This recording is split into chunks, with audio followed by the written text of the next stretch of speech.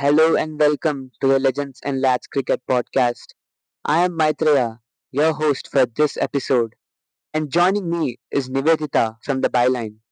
So, this episode is mainly going to be about the Indian women's campaign, at the 2025 World Cup victory. So, Nivedita is joining us today for the first time. So, how are you feeling, Nivedita? Coming to this episode here, coming to this show, how's the feeling right now? Hi Maitreya. First of all, thank you so much for having me. It's really glad to discuss about our Women's World Cup campaign victory. It's such an amazing topic to discuss, and I'm really excited for this podcast. Yeah, so same feeling here because it was a really standout performance from the whole Indian team because happening in India and a victory that we all cherished. So we will get into it slowly now. Yeah, So this episode is brought to you in collaboration with The Byline, an independent online news platform delivering credible and in-depth coverage across business, finance, sports, and more. You can check them out at www.thebyline.in for insightful news and stories that keep you informed. So, jumping right into the episode. So, uh, hearing the women's World Cup victory, what were your first thoughts? Because it was a long campaign, and we had expected India to win because it was in India, and we had very high chance of winning it. But as usual, for the last, I think this is the third time India came to the finals, and yes. we have finally won it. But you know, until the last moment, nothing is can't be said with 100% guarantee. So that was the situation, and the high pressure match it was, and till the last, it was really thrilling, and India had pulled it off. So, what were your first reactions? Coming seeing the Indian women's team winning the World Cup. It was very exciting to be honest. Like to be very very honest, like many of us didn't expect India to win because it's not regarding the women's team, but like sometimes we go to the finals, including the men's team, and we lose. And it being November, it brought back a lot of trauma. So many of us were actually thinking whether India would win or not, but secretly hoping that yes, we would cross the line. But when India actually won on November 2nd, it was like a dream come true. Like every woman in the nation was actually looking forward to this moment. And hats off to the entire Indian women's cricket team, including the coaches, the support staff, and everybody for supporting them throughout the entire campaign and pulling it off so amazingly. Yeah, rightly said. And you mentioned every woman, but I believe even many men also were very interested in this, like me Yeah, or Chiru. absolutely. Yeah, so it was a real. I think the way the Indian women's team played this time, it really has increased the popularity of the women's cricket across India. So we will talk about that later. But coming to summarizing the Indian women's campaign, so it started with beating Sri Lanka by 59 Mhm. runs by the DLS method, and then the group stages matches. I won't go much into detail in that, but we defeated Bangladesh, Pakistan, England, and Australia in the group as well as in the semi-finals. We also defeated New Zealand along with Sri Yeah. Lanka, as I already mentioned. So this was the group stage performances, and coming to the semi-finals. So the semi-finals always, because India always has that problem, either the men's team or the women's team in the especially ICC tournaments. It's always in the semis or the finals that we always falter. So it is against Australia, and Australia, as you have rightly said, in the November month playing against Exactly. Australia in the World Cup brought back many haunting memories. But this time we had, pulled it through very formidably. And it was Jemima Rodriguez whose Yeah. performance was really breathtaking because I remember the amount of because many of my female friends also were watching the match, Mhm. and the snaps of Jemima's celebration, the catch that she had taken, Yeah. everything. So the whole, I think the semi-finals and the finals got the most coverage in the whole campaign because it was being held in India and India was there. It was India versus Australia and the added pressure. So I think that was where the audience really started to connect more and more with the cricket, like women's cricket team. So talk about the semi-final because how important was it? Because just before the World Cup, if you had observed, we had played an ODI series versus With Australia, Australia, and we and we lost. had Yeah, lost. Yes, we had yeah, lost 2-1. So coming back from that, learning all our mistakes, we had beat them in the group stage, and then coming to the semi-finals. Again, you never know because they had beat us in the 4 matches priorly. They had beat us twice. yeah, We had beat them twice. So it was like a 50-50 chance. And the Australians are really well experienced because if you see their list of players, you can't rule them out so easily. So talk about how exactly. the semi-final match was. Like your whole Yeah, thing. so before coming to the semi-finals, you had mentioned about the coverage of this tournament. So the final match of between India and South Africa, its viewership was equal to men's T20 World Cup final between India and South Africa.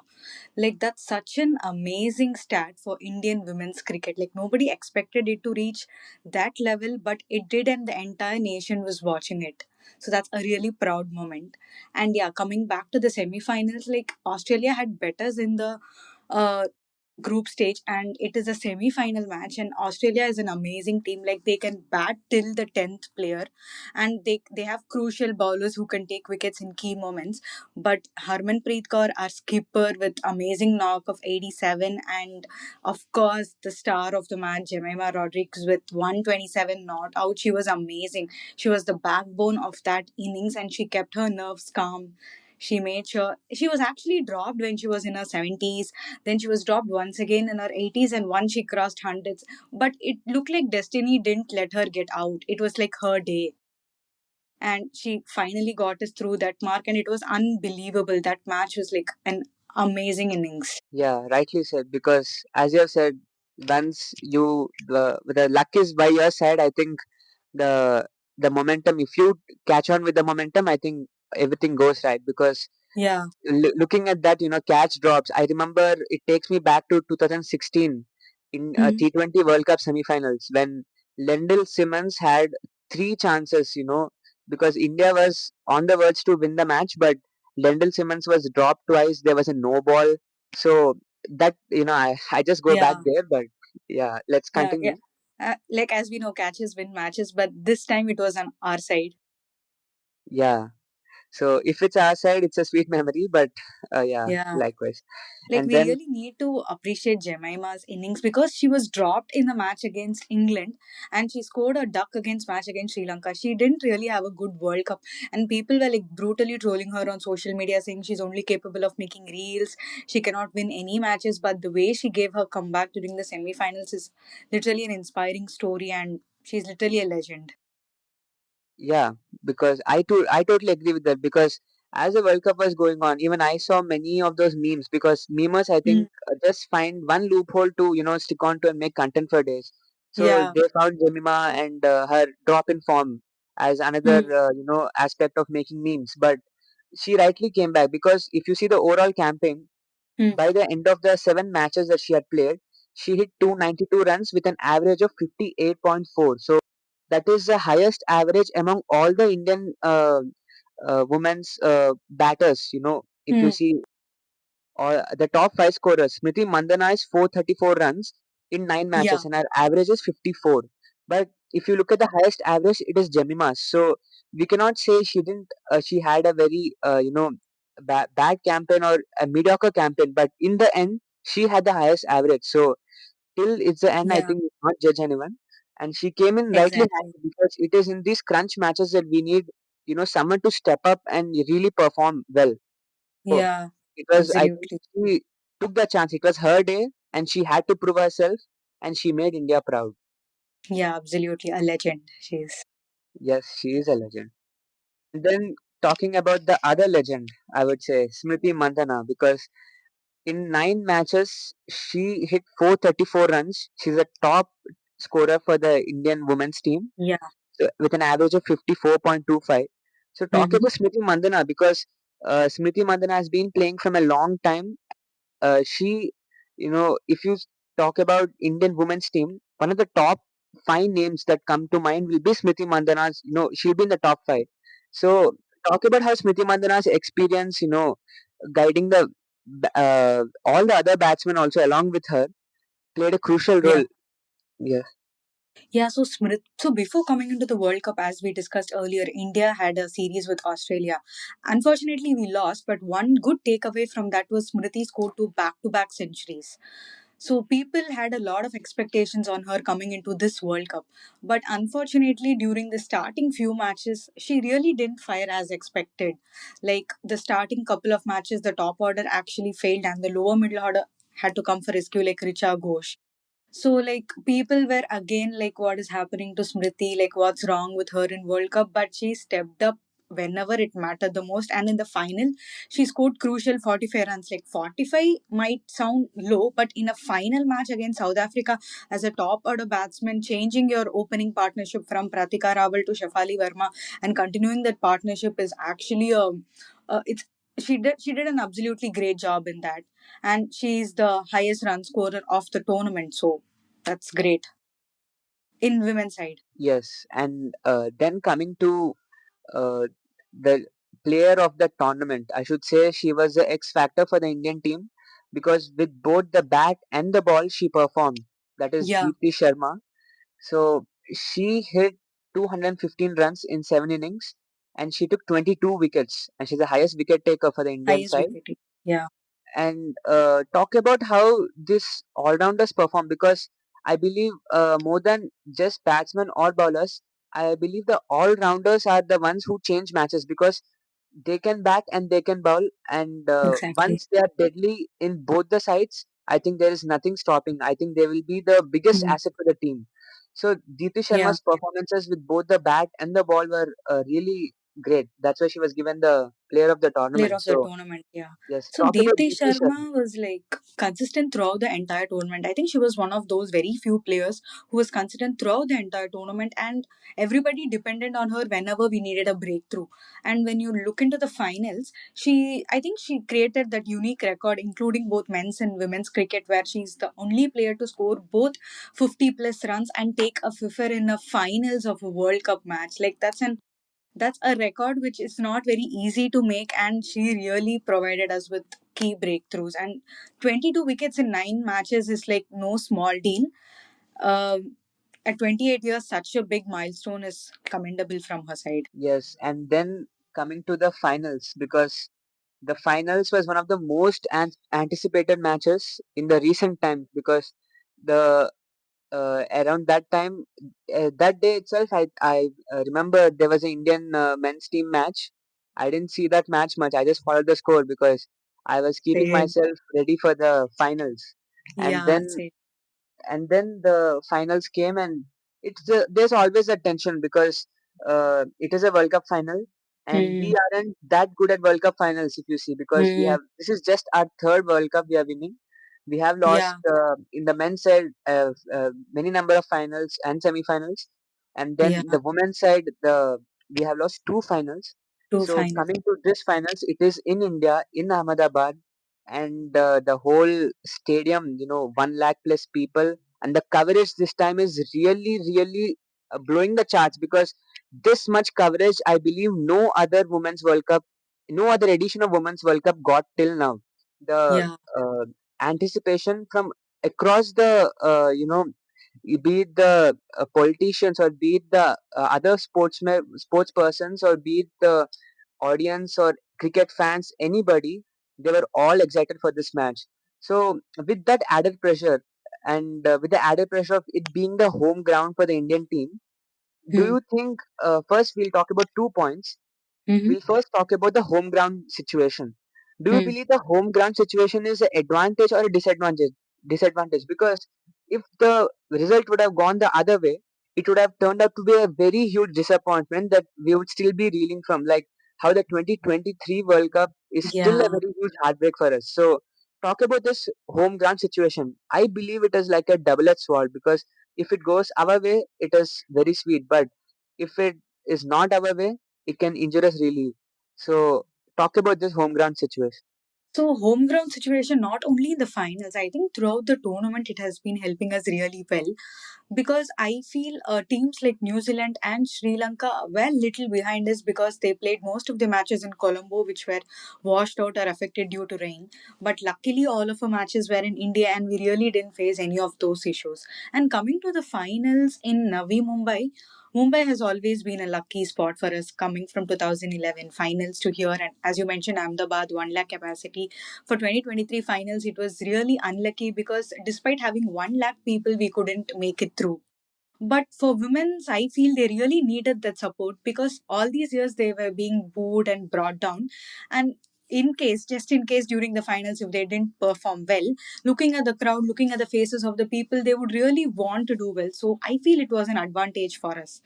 And India did use that advantage. Yes, rightly said. Because I totally believe that the home ground advantage is really helping us because we know the situations well, and many of the players they have uh, played many matches in the domestic level also in those grounds, so they'll be very familiar with that, and that would Exactly. have obviously helped us a lot throughout the campaign. Apart from our own, performances consistently. So, coming to the finals. So the finals, it was the India South Africa match, and as usual, India South Africa match again takes back us to the 2020 World Cup victory recently, and the India South Africa match again, we saw a century from the South African captain, and Yeah. then the Indians actually played a really good role because I saw the Indians hit a really high score, but we cannot say because it was a high scoring ground, I would say. But the way we contained the South African batting lineup, especially the catch, I believe, was one of the game Yeah. changing moments because I saw like Yeah. 20-30 snaps that day of that same catch. So talk Yeah. about, if you would like to give the viewers a whole a short summary of the whole finals from a fan point of view. So go ahead with that. So, as a fan point of view, like obviously we were all really happy. And coming to that catch which you told of Amanjot Kaur, that was not just a catch; it was the World Cup trophy she was catching. It took us back to 2024 T20 World Cup where Surya Kumar Yadav caught a similar catch against the same team South Africa, and the same situation repeated again this time for Amanjot Kaur against South Africa. She almost dropped it, but again she finally caught it, and that was the game changing moment for us. India in the finals, they played absolutely well, especially Shefali Verma. She was not a part of the World Cup initially, but she came back in the semis because Pratika Rawal got injured. And semis also, she didn't perform well. So people were questioning the decision of bringing her back to the team. But one thing she kept in mind saying, God sent me to do something special. And in finals, 87 at the top front with 2 wickets, she was a game changer, young Pratika Rawal, and she really came to do something special. And the last catch of Harmanpreet Kaur, that was like destiny had written this script. She wanted to win this World Cup trophy. She is 36 years old. It might be her last World Cup, and she got that last wicket. It was literally like properly scripted by God. So, coming from a fan point of view, it was like the most beautiful final we witnessed in the last few years, and that too a 50 over World Cup. Indian women's team didn't win any World Cup so far, and winning it for the first time is truly special. They've inspired generations of women to come. Yes, and then coming to the aftermath of the World Cup victory, because if you see all the World Cup victories, it is normally enjoyed by the players who played in that match. But this victory, I believe, holds a significance for the Indians women team, not only for this edition, but I believe for the last 3-4 decades, because their Yes. sacrifices have made the team that is there today. So Yeah. they have included Mitali Raj, they have included Julan Goswami, and they have, if they have not directly called the others also, but they have dedicated this victory to all the previous generation of the players who have toiled, you know, for decades, so that the present Indian team today they're enjoying the status, they're enjoying uh, uh, the viewership, everything, whatever is there, the facilities they're having Yeah. today, I believe, Yeah. came from the consistent set of efforts that have been there from the 1990s. So Yeah. this I think not only many of us noticed, as well as even Ravichandran Ashwin recently, spoke about this. He said that Mhm. he never saw the Indian men's team, calling out any of the senior players who have retired, to come and celebrate the World Cup with them. But Yeah, what the Indian women's team did this time is really, should be mentioned out, because they have called Mitali Raj and they have called Julian Goswami, and they have mm, given them the enough credit, because all these players who are playing today had played under both of them, and Mitali Raj yeah, had recently retired, I believe, 2 or 3 years yeah, back.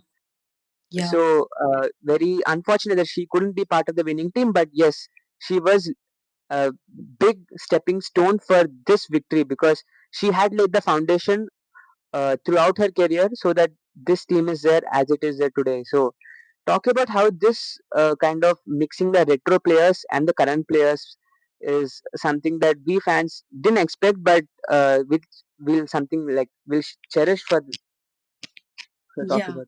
This move was actually kind of unexpected, but I feel it was long due. Credit for Mitali Raj, Julian Goswami, and Anjum Chopra, and so many other women players. So I read an article saying Mitali Raj and Julian Goswami walked so that these players could run. So they literally paved the path and laid the foundation so that the current women's team could go and win the trophies. They can only focus on winning the trophies rather than setting up other fundamentals of the sport. The moment when Harmanpreet Kaur and Smriti Mandana handed over that trophy to Mithali Raj, it was like it was her trophy. She deserved it. In 2017, it was under her captaincy when India lost the finals against England, and we almost came through. It was like we almost won the cup, but we didn't actually. So these people laid the foundation for our young generation, and they literally brought them up. They taught them the game, they showed them what is world cricket is for them. And today, if Indian had won the World Cup, it is because of the good deeds of the previous generations. And all thanks to ICC and BCCI for stepping up into women's cricket and laying a lot of important foundations for them. Especially, I would like to thank Jay Shah for it, because post Jay Shah's include involvement into the game, women's cricket improved a lot. He got in pay parity for both the men's and women's cricket.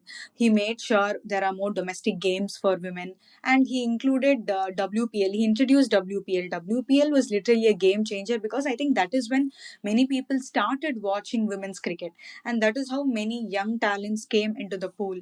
And today, in such a big stage, we are winning. So this credit does not only belong to those 15 players who are part of the initial squad. It belonged to all the women who were part of the game before, all the supporting staff, coaches, the management, and everybody. Yes, even I too believe this, because in the last, I believe, over the last decade, there had been a lot of investment in setting up facilities for the enhancement of the women's cricket.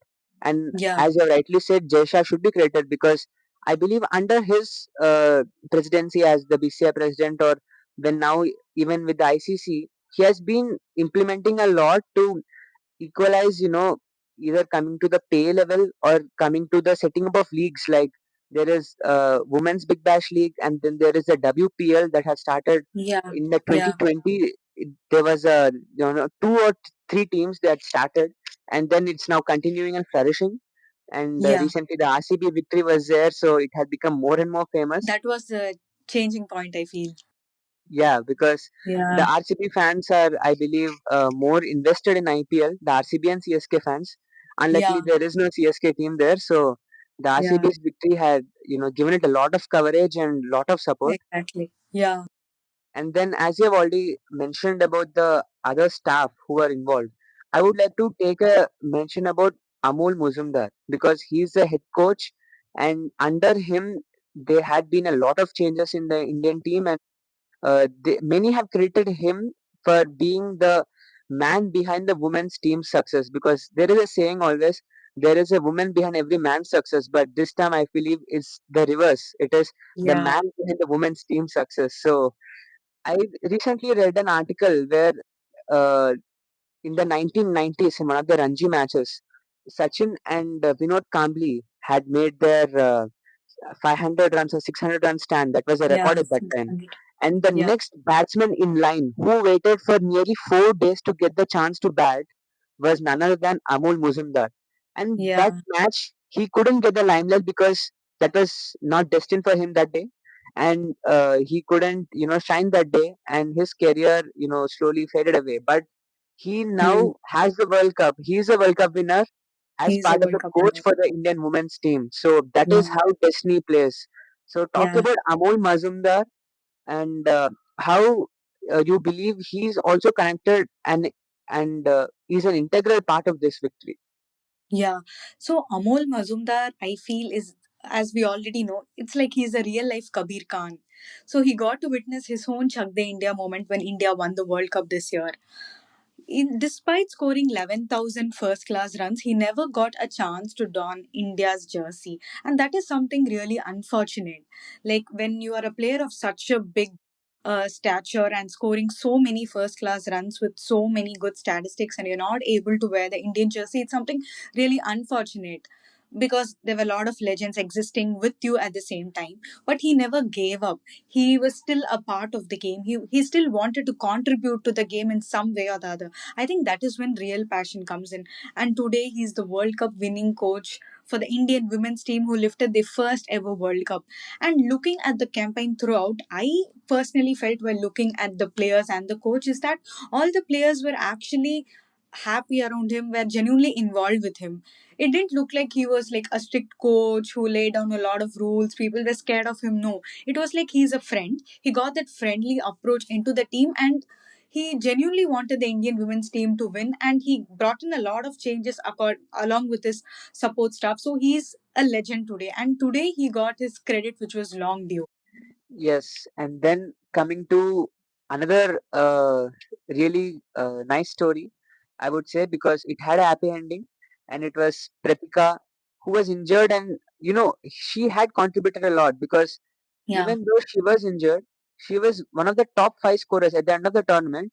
She happened to be the third highest scorer for the Indian team with 308 yeah, runs in just six matches with an average yeah, of 51. So even after having contributed that much, she couldn't receive the medal at first because she is not in the part of the 15 winning squad because she had been yeah, replaced. So yeah, they had amended the rules for her, and now she has a medal. So I believe this is a point that we have to speak about because uh, I believe now India, especially with Jay Shah as ICC chairman, India has a bit more influence. I would say, if you see the monetary wise, or if you see the policy making wise. So, do you believe it was Jay Shah who stepped in? That's what everyone thinks, and I believe that is of no matter of discussion. But the fact that they had stepped in time to change the rules so that yeah, they could implement it, because normally any rule changing they would obviously want to implement it from the next edition because the rules this edition is yeah, over. We will try to implement it from the next edition. But this time they had stepped in very swiftly. So I believe that is something that we have to take a notice about, and that I believe sums up the whole Indian Women's World Cup campaign because it was such a true delight. Because finally, the Indian Women's World Cup is in India. We are the champions. This we is are the the third World Cup champions. victory for us, Yeah, and it is on par with the Men's World Cup because uh, as India finished winning the match, I heard firecrackers here. I'm in Hyderabad, and I heard firecrackers here. My parents said there was firecrackers in celebrations in their city. All over India, yeah. there was celebration. There was lot So of I was watching it in from US with my friends, and we were all celebrating, and everybody was watching here as well. So that yes. is So something really great. yeah, so it just brought the whole Indian fraternity together. So there is Yeah, nothing. Cricket, I believe, is the biggest religion, as many people say.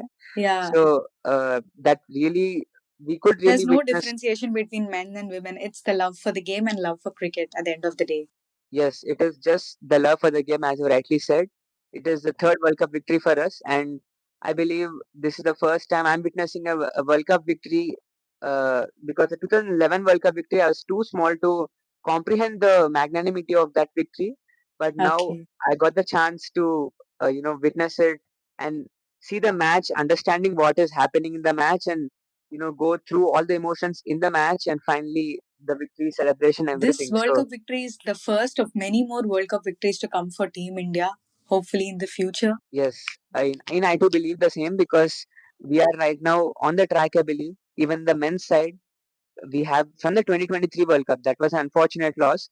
But if you see the Yeah. Champions Trophy win, the T20 World Cup win, T20 World Cup and Asia Cup, everything we Asia won at Cup, the all back. the major tournaments we have been winning from them. Yeah. And then the women's side, they have been winning this and everything. So I believe the Indian cricket is on the right track, is Yeah, on the absolutely. upper end of the graph. And I believe Absolutely. it will continue this way. So Yeah. thank you so much, Nivedita, for this wonderful conversation and for joining me today on talking about the Indian Women's World Cup campaign. It had Yeah, thank you so really much for been, having me as well. I thoroughly enjoyed and glad to discuss on this beautiful topic. yes. So this will bring you to the end of this episode. So thank you, all the listeners, for listening, and like, share, and subscribe for uh, listening to any such great discussions on from the experts' point of view as well as a fans' point of view. So thank you so much.